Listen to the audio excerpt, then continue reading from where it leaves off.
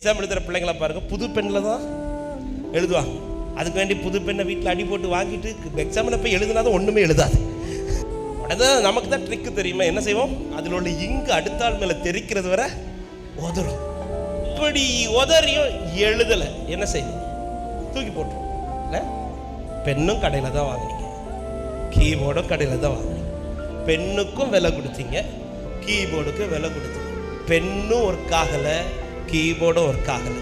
பெண்ணை தூக்கி எறிவீங்களா, கீபோர்டை கடைக்கு கொண்டு போவீங்களா? என்னங்க நியாயம்? சரி, ஏன் பெண்ணை தூக்கி எறிஞ்சது போல இந்த கீபோர்டை தூக்கி எறியாம கடைக்கு போனீங்க? இதுக்கு கொடுத்த கிரயம் நமக்கு மிஞ்சினது. இன்னும் ஆண்டவர் ஏன் நம்மளை தூக்கி எறியல தெரியுமா? அவர் 5 10 கொடுத்து நம்மளை வாங்கல, நமது கடைசி சொன்ன ரத்தம் கொடுத்து வாங்கியிருக்கிறார். தூக்கி எறியப்பட்ட என்னை வேண்டுமென்று சொல்